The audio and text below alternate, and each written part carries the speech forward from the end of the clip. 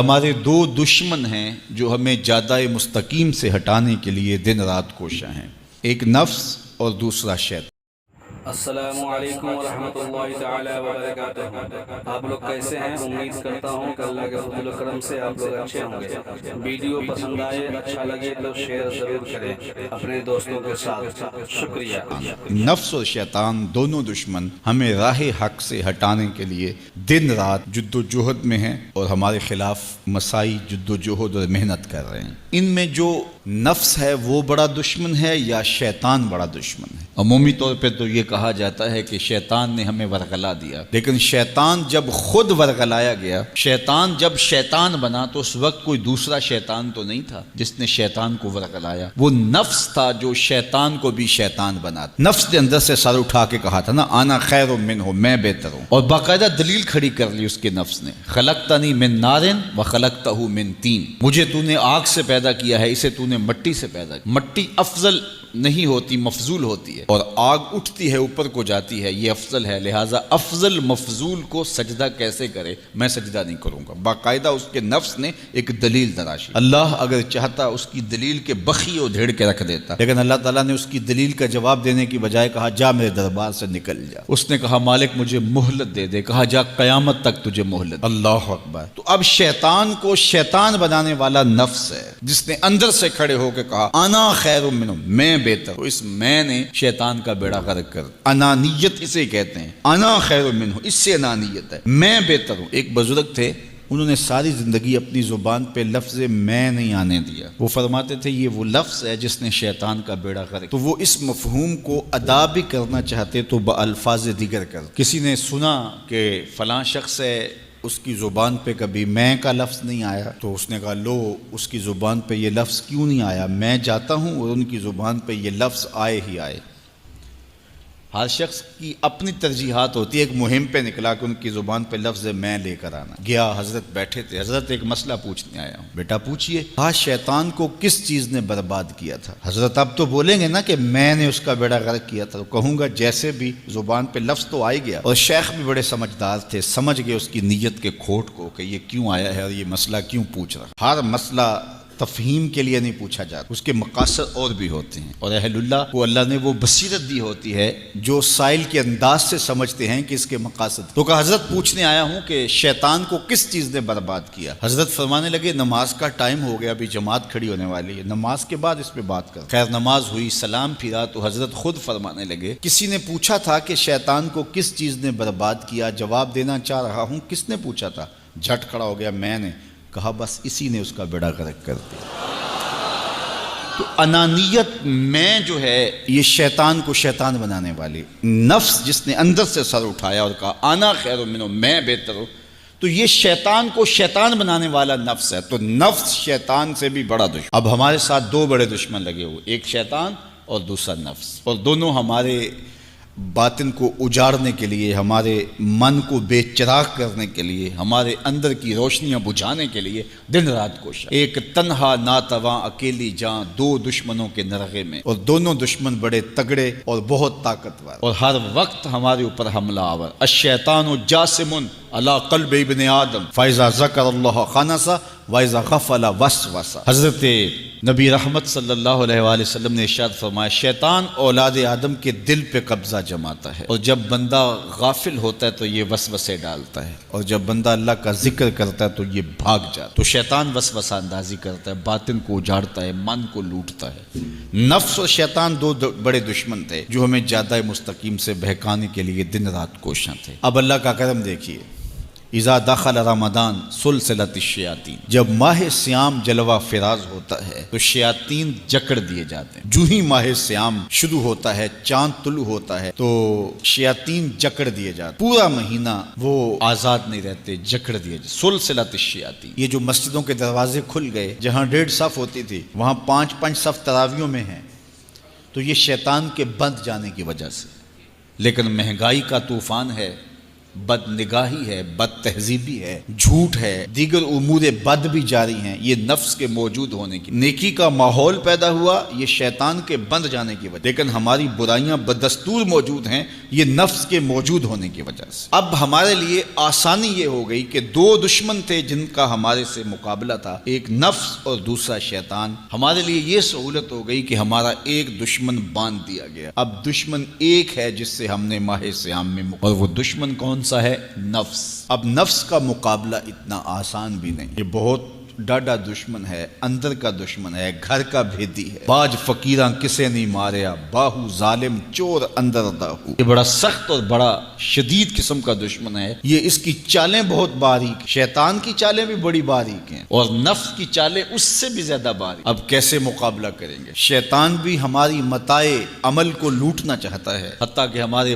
ایمان کو برباد کرنے پر تلا ہوا ہے، اور نفس بھی چالیں چل رہا ہے، اور ہم اپنی زندگی لاؤبالی میں گزارتے چلے جا رہے ہیں، ہمیں پتہ ہی نہیں کہ ہم موت کے کتنا قریب ہو رہے ہیں، اور شیطان ہمارے اوپر، نفس ہمارے اوپر حملہ آور ہے، اور یہ چاہتے ہیں ٹھیک ہے یہ چلتا رہے، یہ رسمی زندگی گزارتا رہے، کوئی بات نہیں، اس کے اندر کو ہم لوٹ لیں، اور یہ دونوں دن رات لگے ہوئے۔ ماہ صیام آیا تو ہمارا ایک دشمن بند گیا، ہمیں تھوڑی سی سہولت مل گئی، اب ایک ہی دشمن باقی ہے جس سے مقابلہ کرنا باقی ہے، اور وہ ہے نفس۔ اب نفس سے مقابلہ کیسے ہوگا؟ تو کسی ایکسپرٹ سے پوچھیں کہ جناب نفس ہے، ہم کمزور ہیں، شیطان دشمن ہمارا بندہ ہوا ہے، دو محاذ کھلے تھے تنہا جان کے لیے، ایک محاذ بند ہو گیا، اب ایک ہی محاذ ہے، مقابلہ کرنا ہے تو کیسے کرنا؟ اللہ اکبر۔ تو ہم اقبال کی بارگاہ میں عرض کیا کہ آپ بتائیے۔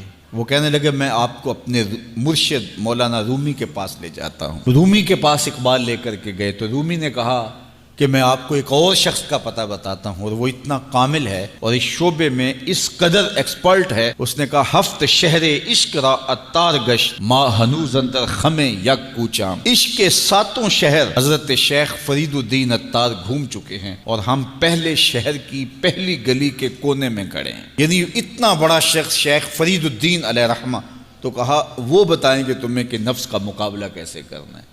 رومی کہتے ہیں کہ وہ میرے بھی استاد ہیں، رومی کہتے ہیں کہ وہ میرے بھی ہادی و مرشد ہیں، جس عشق کے شہر میں داخل ہوا ہوں اور ابھی کونے پہ کھڑا ہوں، اس طرح کے ساتوں شہر وہ گھوم کے بھی آئے۔ آؤ ان سے پوچھتے ہیں کہ جناب نفس قابو کیسے کریں؟ تو شیخ فرید الدین اتار نے کہا نفس نتواں کشت الا باسے چیز بات گوئم یاد گیرش اے عزیز۔ نفس نہیں مرتا، لیکن تین اصلیں اگر آپ کے پاس ہوں تو یہ نفس ٹھہر بھی نہیں سکتا۔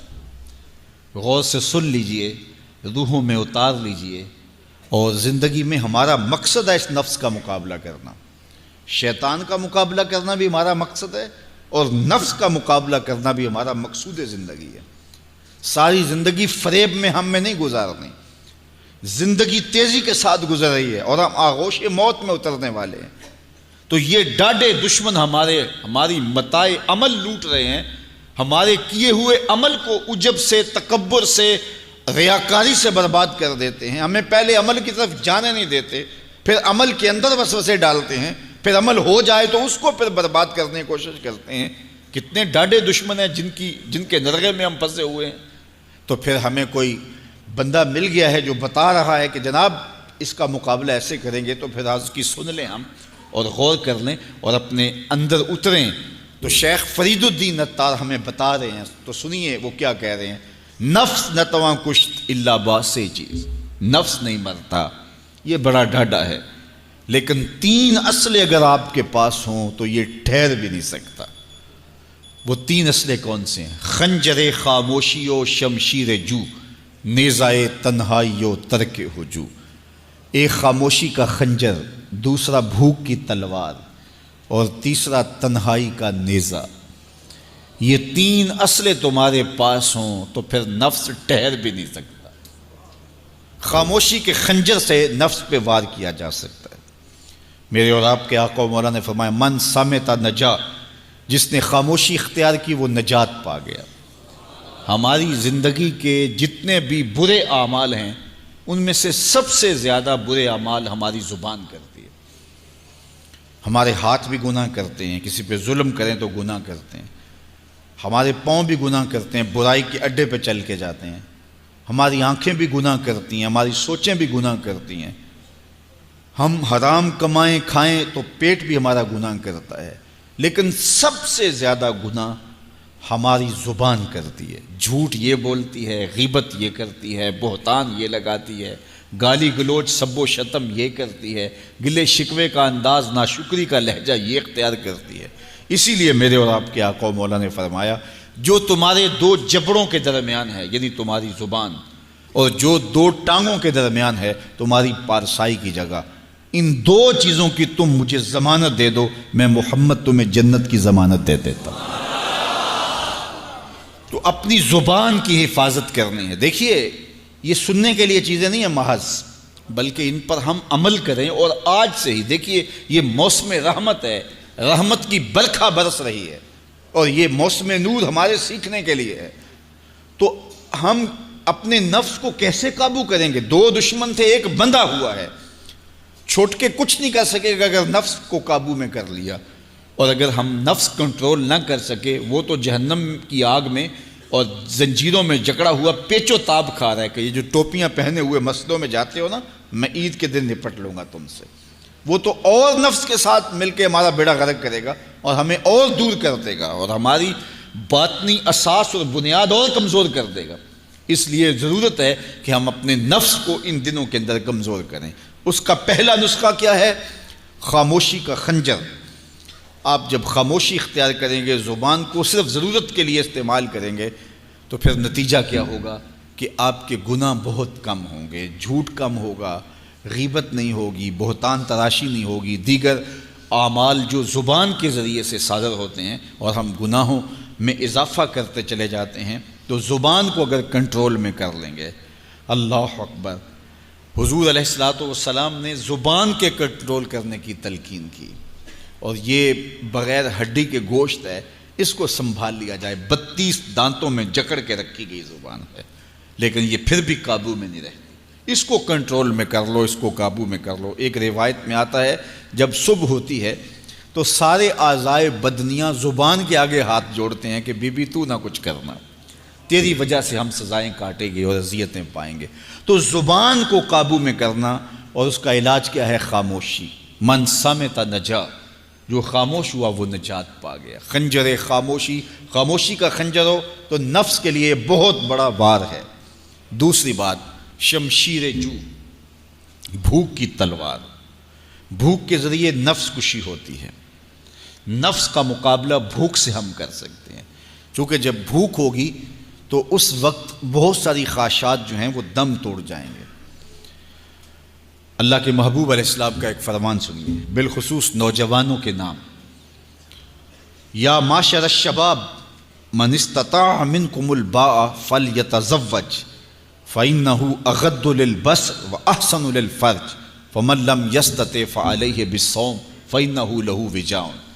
فرمایا اے جوانوں کے گروہ، تم میں سے جو نکاح کرنے کی طاقت رکھتا ہے وہ دیر نہ کرے، جلدی نکاح کر لے۔ کیوں کہ نکاح نگاہ اور پارسائی کی جگہ کا محافظ ہے، تمہاری نظر کو بھی محفوظ کرے گا اور تمہاری پارسائی، تمہاری عصمت کے جوہر کو بھی محفوظ کرے گا۔ تو اگر کسی کے پاس استطاعت ہے تو وہ نکاح کرنے میں دیر نہ کرے۔ فَإِن لَمْ يَسْتَطِعْ، اور اگر کوئی طاقت نہیں رکھتا، اس کے حالات ایسے نہیں ہیں کہ وہ نکاح کر پائے، فَعَلَيْهِ بِالصَّوْمِ، تو فرمایا وہ کثرت کے ساتھ روزے رکھے۔ فَإِنَّهُ لَهُ وِجَاءٌ، روزے اس کے لیے قاطع شہوات ہیں اور اس کی مشکلیں آسان کرنے والے ہیں۔ تو نوجوانوں کو اگر استطاعت نصیب ہو جائے تو وہ شرم نہ کریں، وہ نکاح کی طرف بڑھیں تاکہ ان کی عصمت کے جوہر کی حفاظت ہو سکے۔ لیکن کسی وجہ سے نکاح میں تاخیر ہے تو پھر وہ کثرت کے ساتھ روزے رکھیں۔ روزوں کی کثرت گناہ سے، شہوات سے، برائی سے، گناہوں سے انسان کو بچاتی ہے۔ تو کثرت کے ساتھ روزے رکھے جائیں تو روزہ بھوک جو ہے وہ نفس کشی کا ایک مؤثر ترین علاج ہے، اور یہ میرے اور آپ کے آقا و مولا نے بیان فرمایا۔ تو بھوک کی تلوار جو ہے یہ نفس کشی کا ایک مؤثر ذریعہ ہے، اور نفس کا سر کاٹنے کے لیے بھوک کی تلوار ہمیں ہر وقت حمائل کیے رکھنی چاہیے، اور ہر وقت اپنے ساتھ لٹکا کے رکھنا چاہیے۔ کثرت کے ساتھ ہمیں روزے رکھنے چاہیے۔ تیسری بات فرمایا نیزہ تنہائی کا نیزہ۔ جب آپ عمومی طور پہ مجلسی زندگی میں ہوں گے تو بہت ساری خطائیں اور بہت سارے گناہ مجلسی زندگی میں آپ سے سرزد ہوں گے، تو جب آپ تنہائی اختیار کر لیں گے تو بہت سارے گناہوں سے بچ جائیں گے۔ حضرت شاہ نقشبند بخاری علیہ رحمہ فرماتے ہیں کہ فقیر کے لیے سب سے بہتر جگہ اللہ کا گھر مسجد ہے، یا پھر کامل شیخ کی صحبت ہے، یا پھر تنہائی ہے۔ چوتھی جگہ سوائے ہلاکت کے اور کچھ نہیں ہے۔ العافیت فی العزلہ، عزلت میں تنہائی میں عافیت رکھی گئی ہے۔ اس لیے اپنے آپ کو ایسے ہجوم میں ایسی جگہوں پہ لے جانے سے روکیں، اپنے آپ پر ضبط کریں جہاں نظر پاک نہیں رہتی، جہاں خیال کی پاکیزگی کا سامان نہیں رہتا، اور جہاں آپ کی جو ہے وہ آپ کی زبان محفوظ نہیں رہتی۔ دوستوں کے ساتھ بیٹھیے، آپ عزیزوں رشتہ داروں کے پاس جائیے، ضرور ملاقات کیجیے، لیکن اس کا ایک اعتدال ہونا چاہیے۔ اگر آپ سمجھتے ہیں کہ کسی جگہ جاتے ہوئے، کسی جگہ پہنچ کر آپ کی نظر میں پاکیزگی نہیں رہے گی، خیالات میں گندگیاں گردش کرنے لگ جائیں گی، سوچوں میں آوارگی آنے لگ جائے گی، تو وہ شادی کی تقریب ہو یا کوئی اور تقریب ہو، وہاں جانے سے اپنے آپ کو روک لیں، کیونکہ وہاں جا کے آپ اپنا کوئی فائدہ نہیں کر رہے، اپنا نقصان کرنے جا رہے ہیں۔ تو جہاں آپ کو یقین ہو کہ آپ وہاں اپنے آپ کو بچا نہیں پائیں گے، اپنی حفاظت نہیں کر پائیں گے، تو وہاں سے تنہائی بہتر ہے، وہاں سے عزلت بہتر ہے۔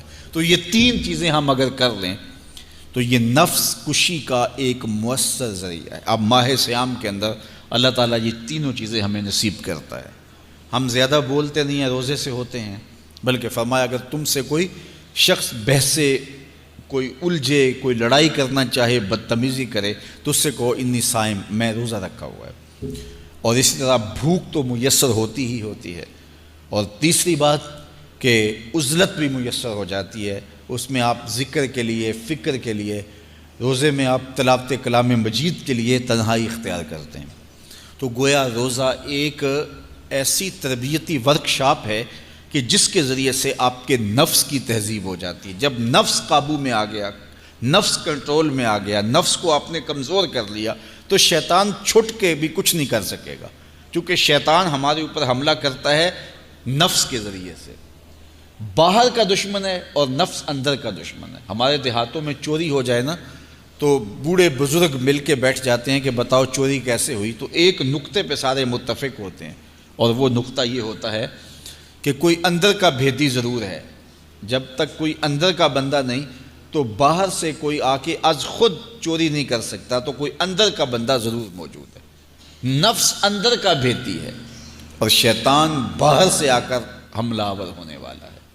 اس لیے شیطان کو اندر آنے کا موقع نفس دیتا ہے۔ نفس کو ہی کمزور کر لیجئے، وہ آپ کا ساتھی بن جائے، نفس امارہ، نفس مطمئنہ بن جائے، اور وہ نفس جو برائی کا حکم دیتا ہے وہ نفس امارہ کہلاتا ہے، اور جب وہ کثرت ذکر سے، عبادت سے نفس مطمئنہ بن جاتا ہے تو پھر وہ شیطان کے لیے رکاوٹ کا ذریعہ بن جاتا ہے اور آپ کی زندگی محفوظ ہو جاتی ہے۔ اور یہ ہمارا کام ہے، یہ ہمارے کرنے کا وظیفہ ہے۔ دیکھیے حضرت انسان کو اللہ نے اختیار دیا، زندگی دی، فہم دیا، ادراک دیا، گناہ کی قوتیں اور نیکی قوتیں ساری اس کے ساتھ لگی ہوئی ہیں۔ اس نے صرف ایک لا ابالی شخص کی طرح زندگی نہیں گزارنی کہ جو سامنے آ گیا کھا لیا اور جو زبان پہ آ گیا بول دی، ایسا نہیں ہے۔ یہ تو انسان ہے، اس کو تو اپنی زندگی کی راہیں خود متعین کرنی ہے کہ میری دنیا آخرت کے لیے نفع بخش کیا چیز ہے اور نقصان دہ کیا چیز ہے۔ انا ہدیناہ السبیل اما شاکرا و اما کفورا، کہ ہم نے اس کو دونوں راہیں دکھا دی، وہدیناہ النجدین، اس کو پتہ ہے یہ اچھائی ہے یہ برائی ہے، اس نے اس سے اجالنا ہے اپنے اندر کو اور اپنے باطن کو سنوارنا ہے۔ تو ماہ سیام ہمارے لیے موسم رحمت اور موسم نور ہے جو ہمارے اندر کی روشنی کا سبب اور ذریعہ ہے۔ تو آئیے یہ موسم اللہ نے ہمیں نصیب کیا، قرآن مجید کی کثرت سے تلاوت کریں، نفس کمزور ہوگا، تنہائی اختیار کریں، نفس کمزور ہوگا، اپنی زبان پہ قابو کر لیں، نفس کمزور ہوگا، بھوک تو ہم روزے کی وجہ سے کاٹتے ہی کاٹتے، نفس کمزور ہوگا۔ اب شیطان چھٹ کر بھی عید کے دن ہمارا کچھ بگاڑ نہیں سکے گا اگر ہم نے اپنے نفس پہ قابو پا لیا، اور اگر نفس پہ قابو نہ پا سکے تو شیطان تو پھر پیچ و تاب کھا رہا ہے، اور وہ ہمارے اوپر پھر اور زور و شور کے ساتھ حملہ ہوگا اور ہماری متاع عمل کو لوٹ لے گا۔ تو پھر کیا فائدہ ہوا کہ سارے مہینے کی محنت کی، عید کے دن، عید سے 4-5 دن بعد ہم نے لٹا دی، تو فائدہ کیا ہوا؟ اللہ نے اس عورت کی مثال بیان کی ہے قرآن میں، جس کا توازن ذہنی ٹھیک نہیں تھا، اور وہ سارا دن سوت کاٹتی رہتی تھی اور شام کو اپنے ہاتھوں سے توڑ دیتی تھی۔ تو کہا کہیں ایسا نہ کرنا کہ تم بھی اس عورت کی طرح ہو جاؤ کہ اپنے ہاتھ سے کاتا ہوا سوت اپنے ہاتھوں سے ہی توڑ دو۔ پورا مہینہ بھوک کاٹی، پیاس کاٹی، تکلیفیں گوارا کی، اور شام کو جو ہے وہ اپنے ہاتھ سے ہی وہ سوت کاٹنے والی خاتون سوت توڑ دیتی ہے۔ تو کہیں ہم بھی ایسے نہ ہو جائیں کہ مہینے کی محنت ہر سال عید یا عید کے چند دن بعد برباد کر لیں، پھر اگلے سال مہینے کی محنت کریں، پھر عید کو برباد کر دیں، تو کیا فائدہ ہوا؟ تو ہم نے جو نعمت سمیٹی ہے، جو چیز دی ہے، جو چیز حاصل کیا، اس کو جذب کر لیں روح کے اندر، اس کو اپنے من کے اندر اتار لیں۔ اہل ایمان کو ایک دعا تلقین کی گئی ہے، وہ کیا دعا کرتے ہیں؟ ربنا لا تزغ قلوبنا بعد اذ ہدیتنا، اے اللہ ہدایت کے بعد ہمارے دل کو پھر دوبارہ ٹیڑھا نہ کر دینا۔